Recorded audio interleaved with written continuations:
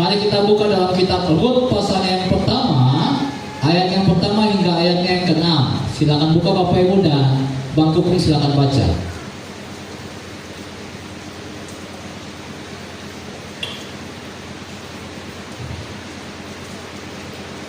Rut pasal 1 ayat 1. Pada zaman para hakim memerintah ada kelaparan di tanah Israel, lalu pergilah seorang dari Betlehem Yehuda beserta istrinya dan kedua anaknya laki-laki ke daerah Moab untuk menetap di sana sebagai orang asing.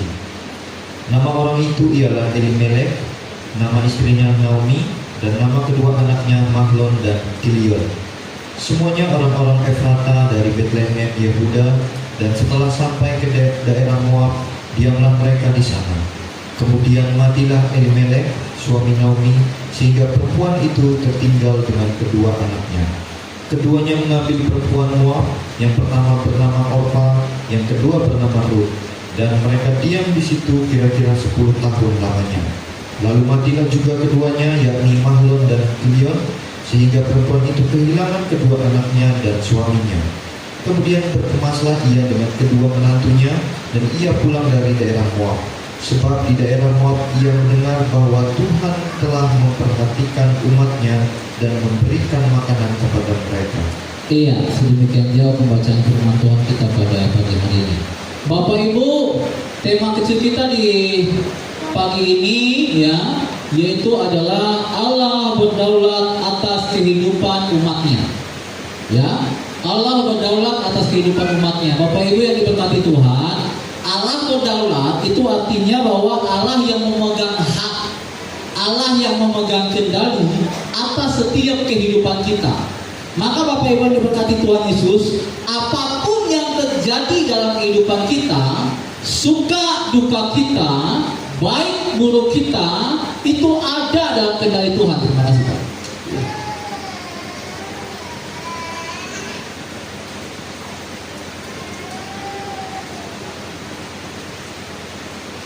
Itu ada dalam kendali Tuhan Bapak Ibu. Engkau mau mengalami suka kah, mengalami duka kah, mengalami teror kah? Ya, mau bertemu baju hitam pe, wocok pe. Percaya atau tidak, itu ada dalam kendali Tuhan. Ya. Bagaimana mana Bapak Ibu kisah tadi ngapain? Dah mulai ada sungi-sungi, tahu labu game teror tika, suah kumahaka. Ya, asa-asa na tomo na ditawai kepala yang rasanya mantau. Dia bang Ades ditembak aja mau mata. Tapi Bapak Ibu diberkati Tuhan, apapun itu terjadi dalam hidup kita itu ada dalam kedaulatan Allah, ada dalam kendali Allah Bapak Ibu. Bahkan Bapak Ibu firman Tuhan mengatakan dalam Lukas pasal 21 Bang ayat 18 baca. Lukas 21 ayat 18 itu mengatakan Bapak Ibu bahwa meskipun itu kan kisahnya tentang akhir penderitaan-penderitaannya Bapak Ibu ya.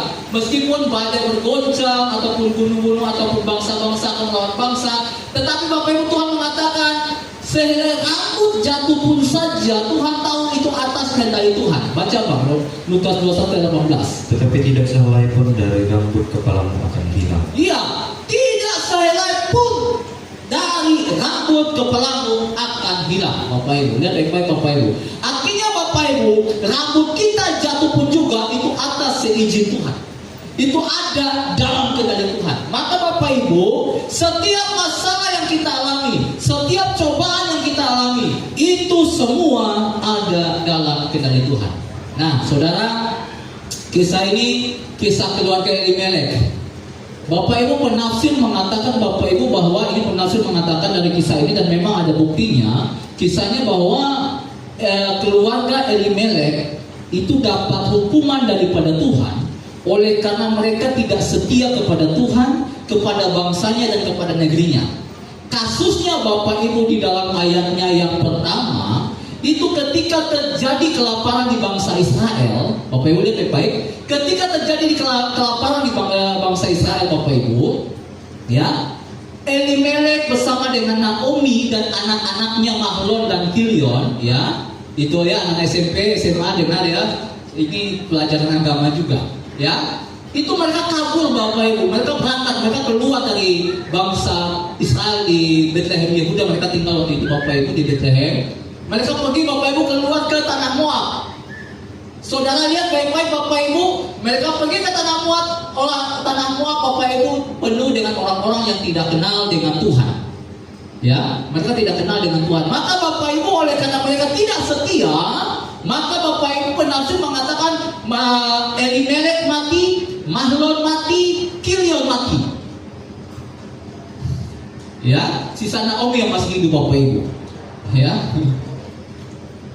Ya, masa kelaparan pada saat itu, waktu di bangsa Israel. Ya, maka saudara-saudara yang diberkati oleh Tuhan kita Yesus Kristus, mereka mengalami kematian ini Bapak Ibu atas juga kendali Tuhan, atas kedaulatan Tuhan. Oleh karena Bapak Ibu mereka tidak setia kepada Tuhan.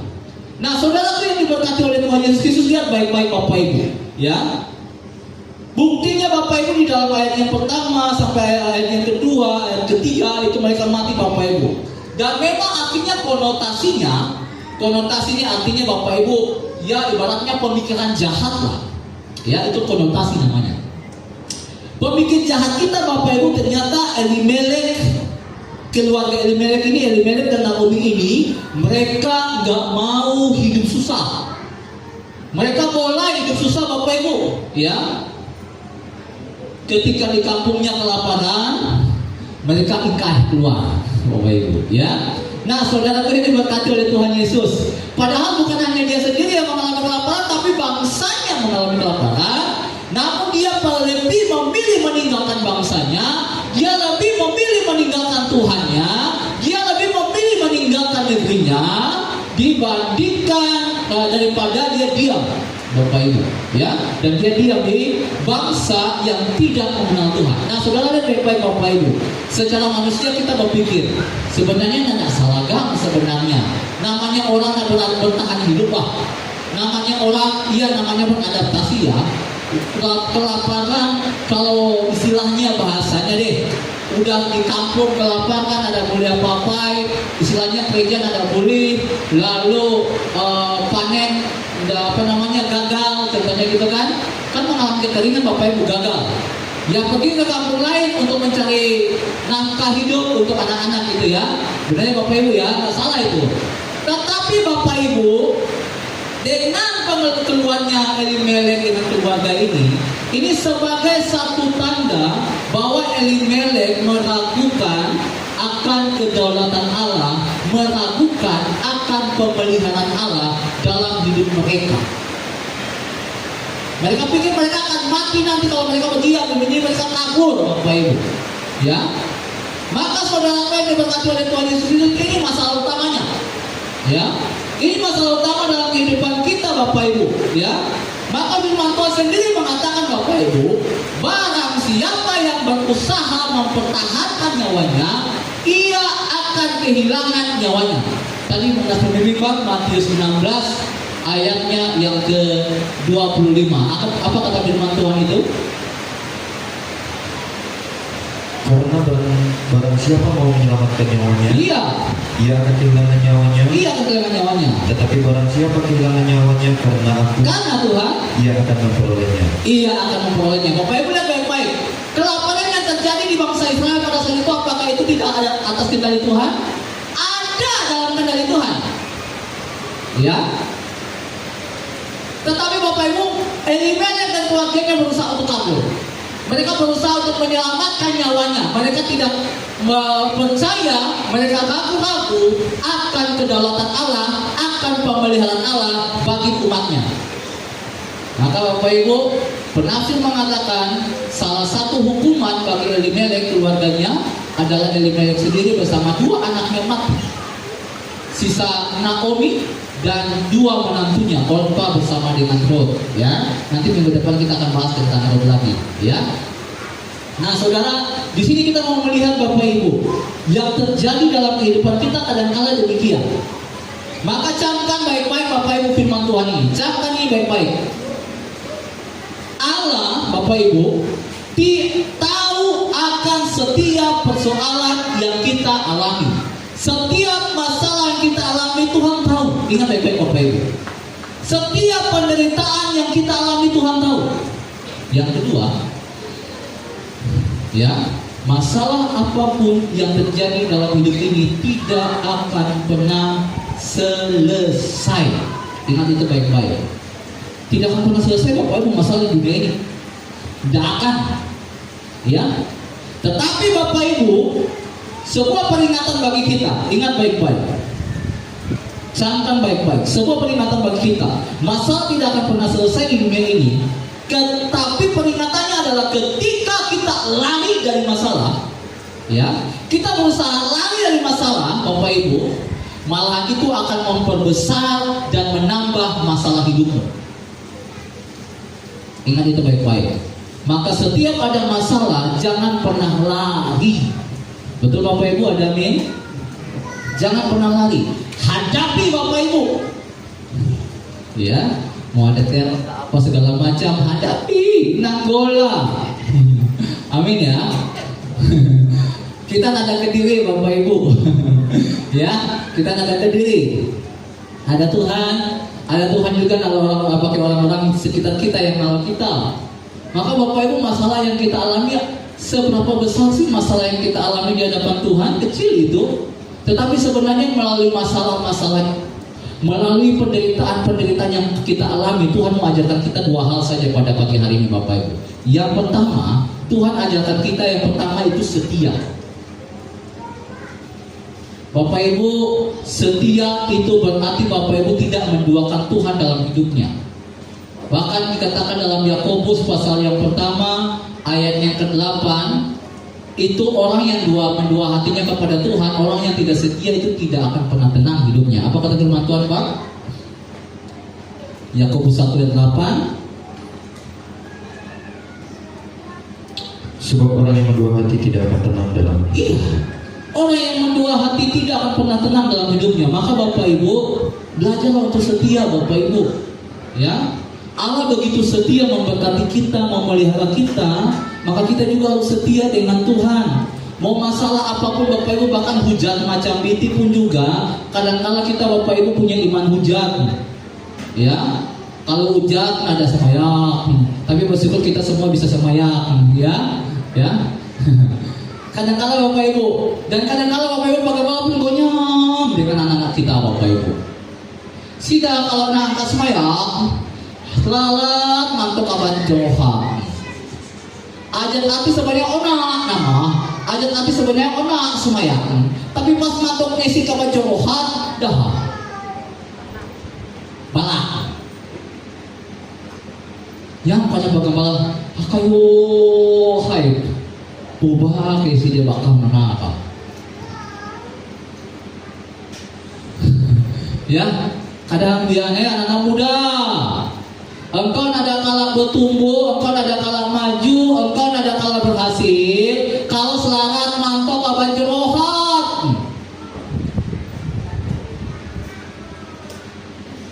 Amin. Anak muda.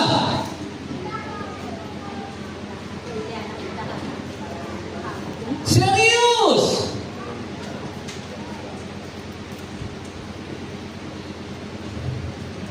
Sedih Bapak Gembala, sedih Bapak Ibu.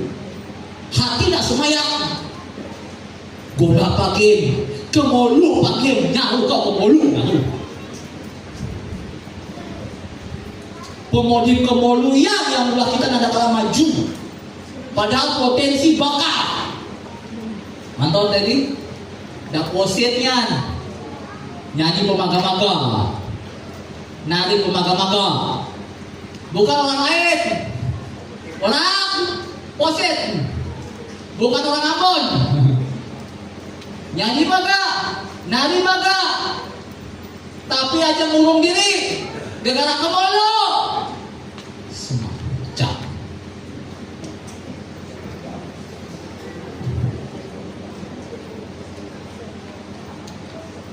Yang suap mahal tuh Bapak Ibu ya. Ya. Maka Bapak Ibu diberkati Tuhan, dari kesetiaan itu dimulai dari sini sekarang Bapak Ibu. Kesetiaan kita dilihat, kesetiaan kita akan terlihat ketika kita tidak ada kawan. tidak ada teman. Itu kesetiaan kita kepada Tuhan ada atau tidak? Ingat itu anak-anak muda. Mereka seumur hidupnya ngawal kita sampai kita berlaki begini. Katakanlah Bapak Ibu, Pak Gembala pada menyanyi macam itu karena Tuhan saja. Mau nasi kawan-kawan Pak Gembala, nah ajak semayang. Nasi. Malah ajak minum rokok, au.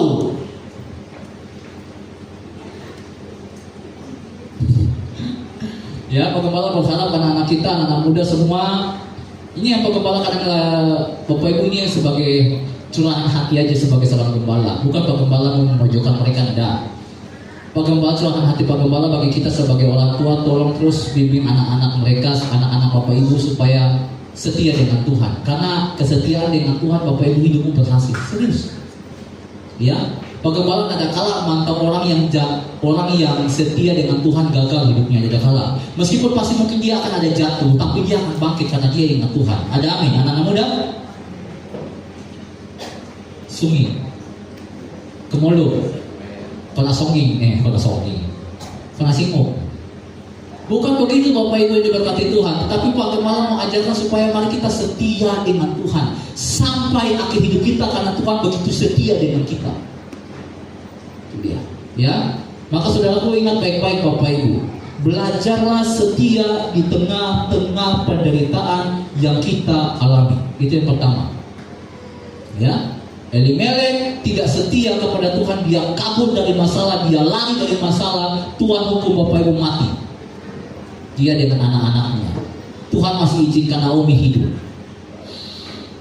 Ya, maka Bapak Ibu jangan sampai kita juga demikian oleh karena ketidaksetiaan kita kepada Tuhan, Tuhan hukum.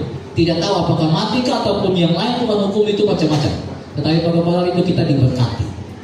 Itu yang pertama. Yang kedua Bapak Ibu yang diberkati Tuhan, selain setia Bapak Ibu, Tuhan juga mau ajarkan untuk taat. Ya, taat Bapak Ibu terhadap setiap proses hidup yang Tuhan izinkan terjadi. Ya, masalah apapun Bapak Ibu yang terjadi dalam kehidupan kita, penderitaan yang kita alami, itu sebenarnya proses hidup kita untuk membuat kita semakin dewasa di dalam Tuhan. Bukan semakin membuat kita tidak dewasa, melainkan oleh karena masalah itu membuat kita semakin dewasa di dalam Tuhan, membuat kita semakin kuat iman kepada Tuhan.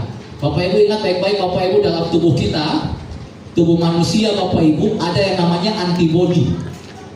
Ketika pode demam, songah ataupun apapun, meskipun tanpa obat, ada antibodi yang menyerang virus-virus itu. Ya, dia yang akan mematikan virus itu, ada antibodinya Bapak Ibu. Dan antibodi ini yang buatnya adalah Sang Pencipta, Tuhan Yesus. Ya, kalau tidak ada antibodi Bapak Ibu, meskipun pode demam songah Bapak Ibu pada mati. Kalau isi antibodi Bapak Ibu, serius. Obat Bapak Ibu itu hanya, ya saya nggak tahu ya, mungkin bagi para medis, obat itu hanya untuk meredakan sementara saja. Hanya sementara Bapak Ibu. Ya, tetapi Bapak Ibu yang diberkati Tuhan, antibodi inilah yang membuat kita semakin kuat. Oleh karena masalah sakit penyakit itu sama dalam kehidupan iman kita, ada Bapak Ibu, iman itulah antibodi kita Bapak Ibu harus semakin kuat. Ketika ada masalah penyakit itu, ya antibodi kita ini, iman kita ini Bapak Ibu, yang membuat kita harus semakin bertumbuh, kuat dan dewasa. Ingat baik-baik Bapak Ibu. Maka camkan ini baik-baik Bapak Ibu sebagai penutup dalam firman Tuhan ini. Penderitaan yang kita alami, dengar baik-baik, penderitaan yang kita alami oleh karena kita setia kepada Tuhan, itu adalah salib bagi kita. Sekali lagi, penderitaan yang kita alami oleh karena kita setia kepada Tuhan, itu salib bagi kita. Dan salib itu Bapak Ibu yang menyelamatkan kita. Karena salibmu ku hidup. Ingat baik-baik Bapak Ibu. Karena salibmu ku menang. Engkau yang berkuasa, sanggup untuk melakukan mujizatmu. Itu dia. Maka Bapak Ibu, penderitaan apapun, masalah apapun yang kita alami karena kita setia dengan Tuhan, itu salibmu Bapak Ibu, itu salib kita. Tetapi ingat ini baik-baik, kontranya, penderitaan masalah yang kita alami karena kita tidak setia dengan Tuhan, itu hukuman bagimu. Ya, hukuman bagi kita karena kita tidak setia kepada Tuhan, maka kita dapat masalah itu. Ya, maka Pak Gembala menegaskan pada hari ini dalam kehidupan kita, mari setia Bapak Ibu kepada Tuhan dan taatlah kepada Tuhan dalam proses yang Tuhan izinkan terjadi dalam hidup kita Bapak Ibu. Ya, baik masalah keluarga, masalah anak-anak, masalah ekonomi, masalah apapun yang terjadi dalam hidup kita, belajar untuk setia. Kalau kita setia dengan Tuhan, meskipun ada masalah penderitaan, itu salib bagimu. Maka engkau bersyukur, engkau akan masuk surga Bapak Ibu, karena engkau percaya sama Tuhan Yesus. Dan Tuhan bilang, barang siapa yang mau mengikut aku, ia harus memikul salib. Ya, menyangkal diri dan ikutlah aku. Ya, kalau mengikut Tuhan Yesus, pikul salib Bapak Ibu. Ya, salib itulah penderitaan yang kita alami karena kita setia dengan Tuhan. Tetapi kalau kita nggak setia dengan Tuhan, kita main-main dengan Tuhan, Bapak Ibu, penderitaan yang kita alami itu hukuman bagi kita, supaya membuat kita sadar untuk kita harus pikul salib bagi Kristus. Mari Bapak Ibu, belajarlah untuk setia kepada Tuhan dan taat kepada Tuhan. Dia punya rencana yang sangat indah dalam kehidupan kita. Biarlah kiranya firman Tuhan ini memberkati kita semua, dan mari kita mempersiapkan persembahan perpuluhan kita pada hari ini, karena hari ini merupakan minggu terakhir dan kita akan mengumpulkan perpuluhan.